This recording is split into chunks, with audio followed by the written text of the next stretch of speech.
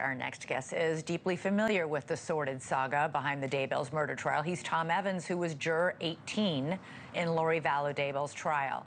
He also wrote the book Money, Power, and Sex, which chronicles his experience as a juror in that infamous trial. And he was in court today and says he'll be in court every day during Chad's trial.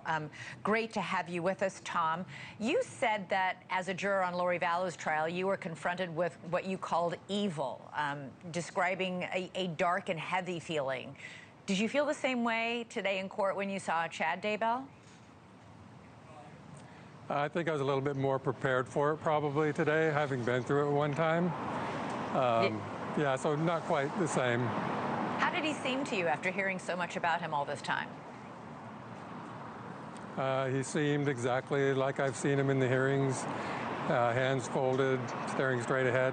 He did spend some time on his computer this morning before court started. I'd love to know what he was typing, but I don't. The defense today referred to Lori as manipulative. They say that she was the one who really is to blame for all of this. You've actually also called her manipulative after watching her in court during that trial. Do you think it's possible that Chad was a victim of her manipulation? Chad was definitely a victim of her manipulation, and I think so was Alex. But I don't think that excuses Chad. I don't think that's the reason he did what he did. But yeah, she was definitely a manipulator. So you bought that portrayal that Chad's defense team portrayed today, that she was a beautiful, vivacious, enticing, seductive woman who basically cast a spell on him, is what they're saying. I don't think anybody really denies that about her. I just think that's her MO. That's kind of how she's gotten through life. I think he's going to go after Alex more, at least in the beginning. Alex Cox, her brother, who can't defend himself. So we'll see how that goes.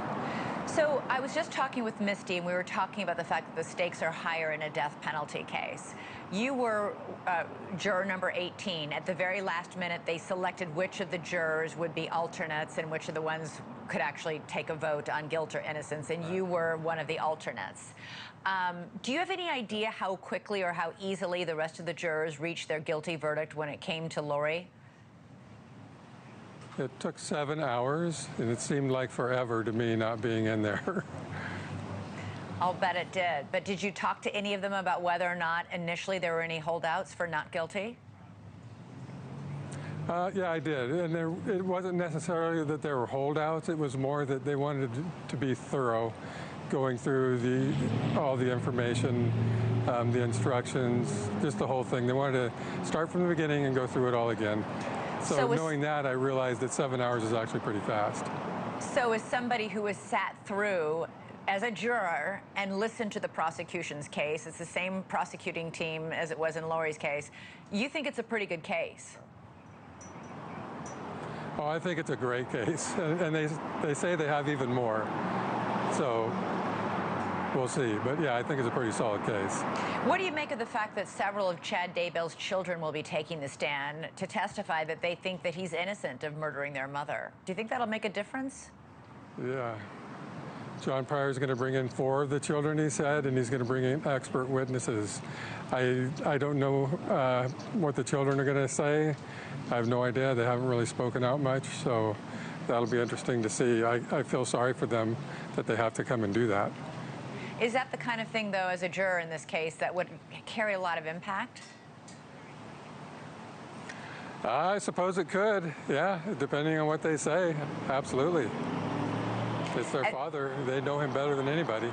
Yeah. As you know, Chad faces similar charges that Lori did, but if Chad is convicted, his punishment could be the death penalty. I'm just curious how you think that might affect jurors as they weigh this case.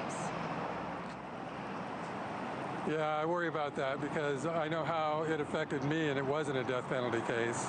I did have time to contemplate that a little bit, though, and I think, first of all, just having to be in this trial, this is going to affect these jurors more than they know right now. They're kind of in shock right now.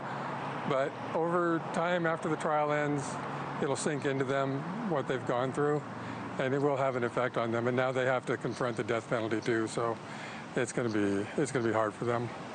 Are you rethinking your decision to sit through this case, this entire trial, for a second time? Well, it gets a little long sometimes, I will say, but no, I'm going to stick it out. I'll be here, if not every day, almost every day for sure. But unlike anybody else in that room, except maybe the prosecuting team, you know what's coming up next. You know the evidence that's going to be presented, the pictures that those jurors will have to see, as well as everybody else in that courtroom. And it's a whole different thing sitting on the other side of the rail, right? I get to sit there, I can talk, I can see what happens during breaks, and I get a lot more information. And I've had a year to research the case, so I actually know what they're talking about. Yeah, you more than anybody. All right, Tom Evans, great to talk to you. Thanks so much. We'll be in touch as the trial continues. It's expected to last quite a long time. Thanks so much for watching. Go to joinnn.com to find NewsNation on your television provider. And don't forget to click the red subscribe button below to get more of NewsNation's fact-driven, unbiased coverage.